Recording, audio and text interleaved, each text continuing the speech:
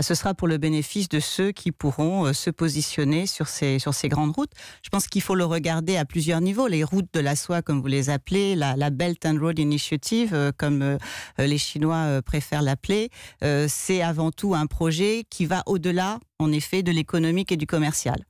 Moi, aujourd'hui, je parle au nom des entreprises. Et ce que je vois, c'est qu'avant ce label, on parle souvent de label, oui, avant ce grand projet géopolitique, stratégique, global, derrière, on a quoi? On a des entreprises qui, avant même que la BRI existe, des entreprises étrangères qui travaillent avec des entreprises chinoises, ont eu l'occasion de se positionner sur des projets dans des marchés tiers.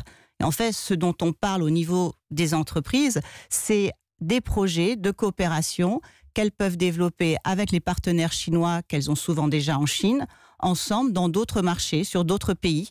Et finalement, des grandes entreprises dans les infrastructures l'ont déjà fait avant même que BRI ait été lancé. Je pense en effet à Total et à tous les projets très importants qui ont été faits dans ce domaine-là, oui, mais aussi d'autres entreprises dans l'environnement, dans le développement évidemment des télécommunications. Tout ça, il y a pour les entreprises une possibilité de travailler avec des entreprises chinoises sur des marchés tiers. Donc pour vous, depuis 6 ans que ces nouvelles routes de la soie sont en cours de constitution, le bilan d'ores et déjà pour les entreprises françaises est positif. Pour un certain nombre d'entreprises françaises qui sont déjà implantées en Chine depuis longtemps et ont des partenaires chinois, elles ont été amenées avec ces partenaires chinois à travailler sur d'autres pays. Ok, donc, mais elles n'auraient pas pu y aller toutes seules, il fallait passer par les Chinois? C'est des projets qui, à ce moment-là, ont été développés par des entreprises chinoises et que les entreprises françaises, sur certains projets, ne se seraient pas positionnées d'elles-mêmes. Donc finalement, il y a eu un accompagnement. Donc il y a eu une croissance d'affaires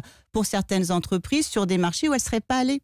Des marchés qui sont plus proches de la Chine ou des marchés qui finalement, parce qu'il y a en effet un gros investissement chinois dans le cadre des BRI, ont développé des opportunités d'affaires que certaines entreprises ont su prendre. La difficulté qu'on a aujourd'hui, c'est d'aider les entreprises à comprendre où sont ces projets et comment elles peuvent y participer. Et là-dessus, il y a besoin de plus de lisibilité pour les entreprises et c'est quelque chose sur lequel on essaie de travailler avec elles.